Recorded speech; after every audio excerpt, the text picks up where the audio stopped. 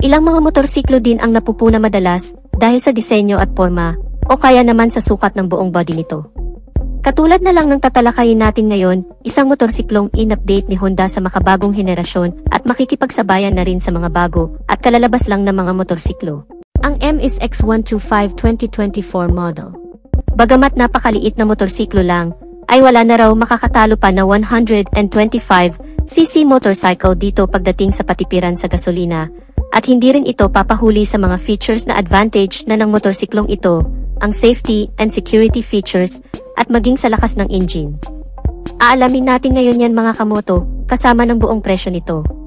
Pero bago yan syempre, kung bago ka pa lamang po dito sa aking channel, baka naman kapatid kung pwede ay pakihit ang subscribe at notification bell icon para lagi kang updated sa ating motorcycle news and reviews, isama mo na rin ang pag-like bilang suporta sa ating channel. Matagal na rin sa merkado ang Honda MSX125, katunayan na kapag may mga bagong update ng motorsiklo ay hindi rin kinakalimutan ni Honda ang pag-update sa motorsiklong ito, at ngayong taon nga ay dinagdagan na naman ng iba pang features ang motorsiklong ito na mas magpapainganyo sa mga taong nasubukan ang ganitong klaseng motor at sa mga nagpaplano pa lamang kumuha ng isang motorsiklo. Kung ikaw ay nahirapan na sa kakasakay sa mga jeep, LRT at bus, ay tiyak para sa'yo ang video na ito. Dala ng motorsiklong ito ay pang commuter service talaga.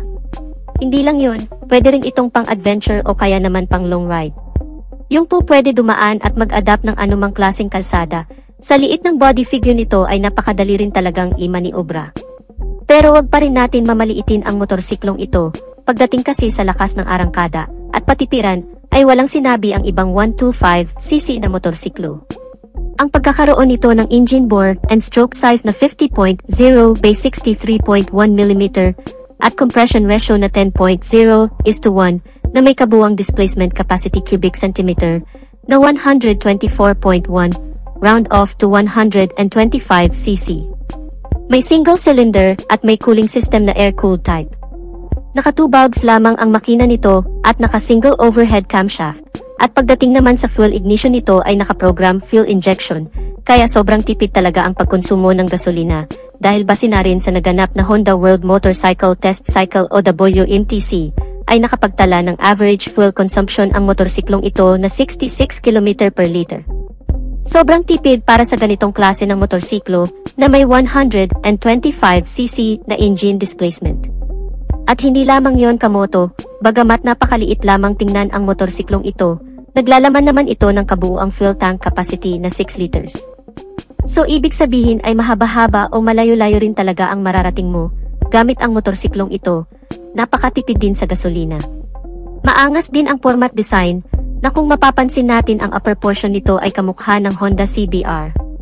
Ang headlight nito ay may maangas din na disenyo, naka-projector LED na ito, na hindi lamang sa pagiging selyado ng karakter nito, bagkus ang pagiging visibility rin nito sa mga madidilim na kalsada o lugar.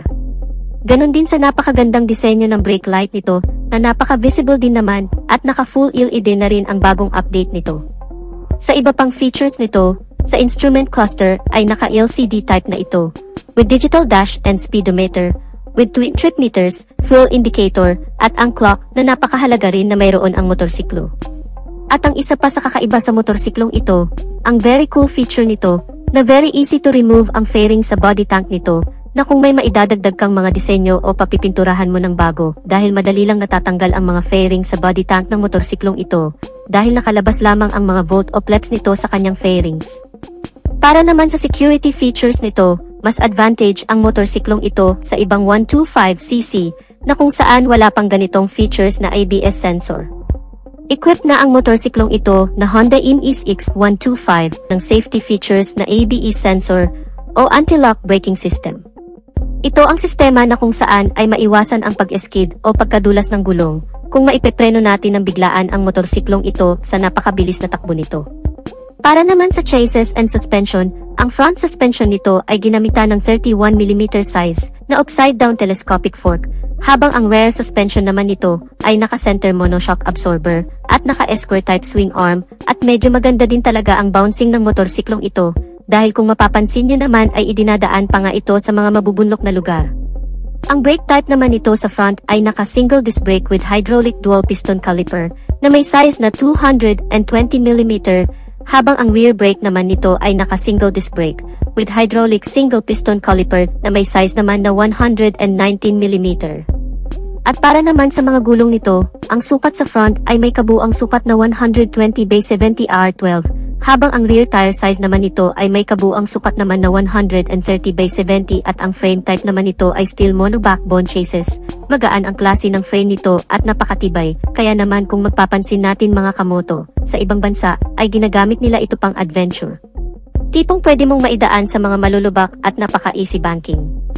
Para naman sa dimensions and capacity ng motorsiklong ito, dito natin malalaman kung gaano nga lang ba kalaki ang sukat nito. Ang kabuuang haba nito ay 1,760mm, may kabuuang lapad ito na 720mm, at may kabuuang taas naman na 1,015mm. Mataas din kasi ang mga suspensions nito na hindi lapat masyado sa gulong nito, nagbibigay rin ng mataas na ground clearance sa motorsiklong ito. Isa pa sa kinaganda ng motorsiklong ito dahil nga sa sobrang liit ng size nito ay napakadaling imaniubra o mapaikot pabalik sa kalsada ng pinagmulan o kaya naman ililiko mo sa kaliwa at kanan. Ang turning radius nito ay 1.9 meters lamang. At para naman sa seat height ng motorsiklong ito ay umaabot lang naman sa 721mm, so napakababa ng seating height nito na siguradong compatible karamihan sa mga size nating mga Pilipino. At para naman sa kabuuang bigat nito ay tumitimbang lamang ng 103 kilograms. Meron naman itong engine oil capacity na hanggang sa 1.1 liters. Habang ang fuel tank capacity naman nito ay 6 liters. Syempre sa ganitong klaseng motorsiklo ay hindi rin talaga mawawala ang competitor brand nito. Tulad na lamang ng binili TNT 135, ang Kymco Speed 150, ang Honda Monkey 125, ang Kawasaki Z125 Pro, at ang CSC City Slicker.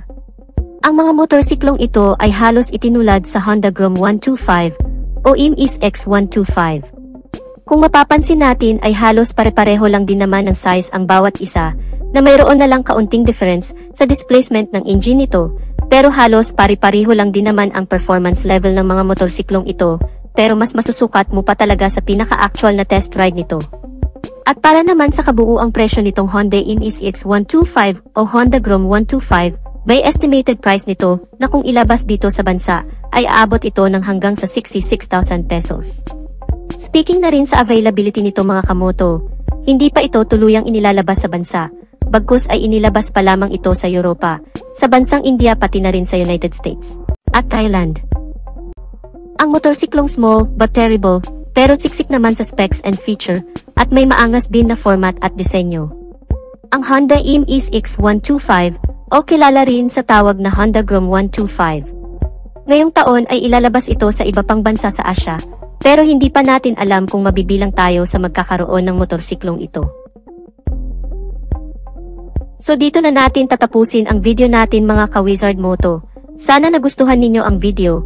At kung nagustuhan nyo ay pakipindot ang like button bilang suporta na rin sa ating channel, at sa mga hindi pa nakasubscribe ay inaanyayahan ko kayo kapatid na mag-subscribe sa aking channel, para lagi tayong updated sa mga videos na i-upload ko pa.